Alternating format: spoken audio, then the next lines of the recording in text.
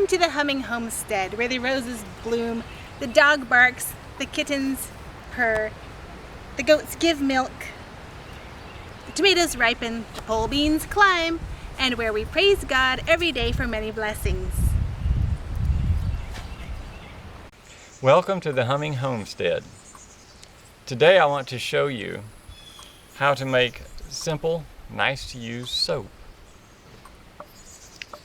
This soap we use for bathing and for hand washing. The ratio of lye to oil in this soap recipe makes it easy to make. If your skin is very sensitive, you may like to try recipes that use less lye. I will be using the cold process method for soap making. The only heat will be in from the warm water and the heat then generated by the lye and water mixing together. Since the oils I'm using are solid at room temperature, I've had them sitting in the sun so they can warm up. If they're solid when you try to mix them with the lye and water, the mix will be ineffective. Let me show you the oils.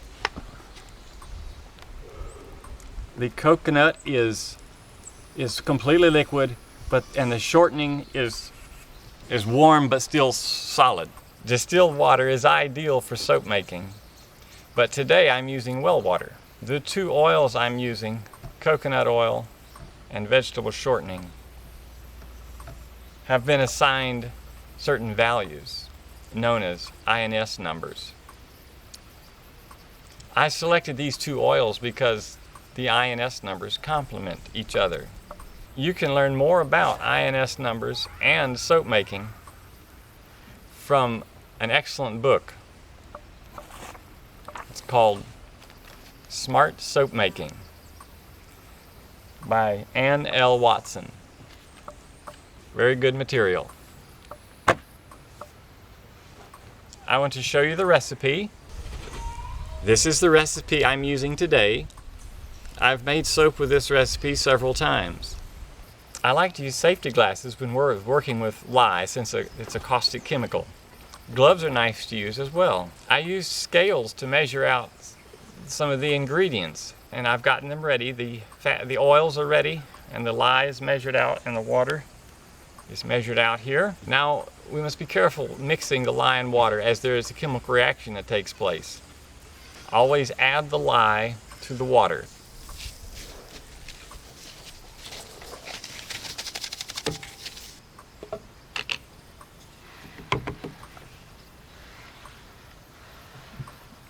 Fumes get strong sometimes, that's why we're outside. So I'll mix this until I'm sure that all of the granules of lye are dissolved. I'm trying not to breathe the fumes that are rising off the pot. I use a stainless steel pot so it can endure this chemical reaction. Okay, we've got our mix. Everything's dissolved. It's heated up quite a bit. We're going to dump it right into our pot.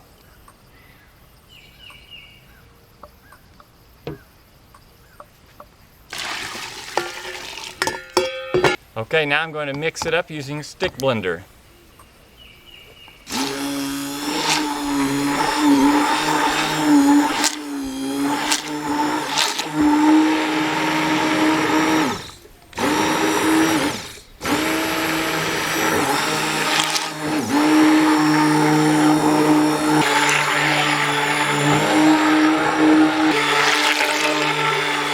Okay, I think it's about all mixed up.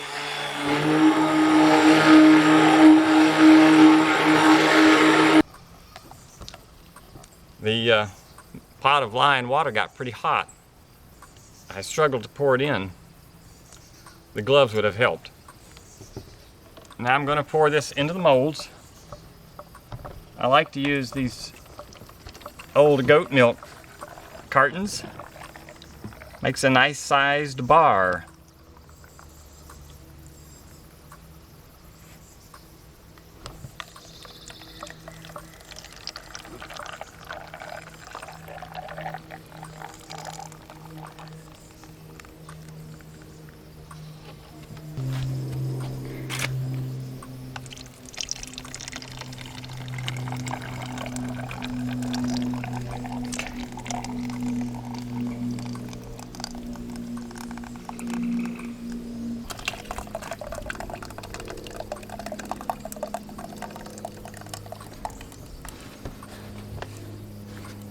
The soap will be in the molds for several hours, perhaps 12 hours. Then I will remove the soap and cut it into bars. It's important to cut it before it has set for too long or it will become very hard.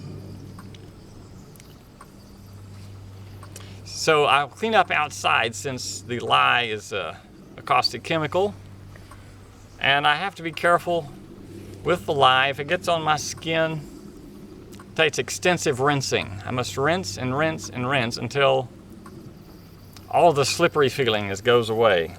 Otherwise, I'll get a chemical burn on my skin. All right, our soap is now set up. We're going to cut it into bars. We had a little extra heat in our batch, so it would have been better if I had let the water and lye mixture cool off a little bit before we mixed it in with the oils.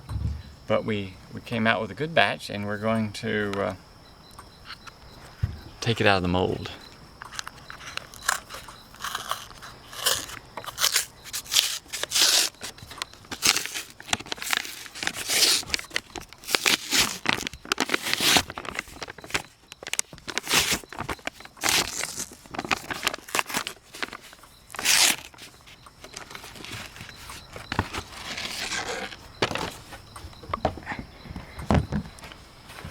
Okay, it's important to cut the soap before it gets too hard. So I'm going to do that now. And this, I like big bars because you don't get scraps you don't get many remnants when you take a shower if you have bigger bars. So I cut nice sized bars.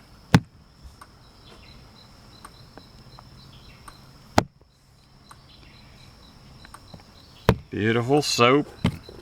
Takes the shape of the container that it's in, and that's one of the fascinating characteristics of the soap. So it needs to dry out for a few weeks, and it needs to have an air stack like that so that the moisture can come out and can cure. And the lye content will continue to go down over the next several days, making it more mild for use, and should be ready in 3 to 4 weeks. All right, so enjoy soap making. Thank you.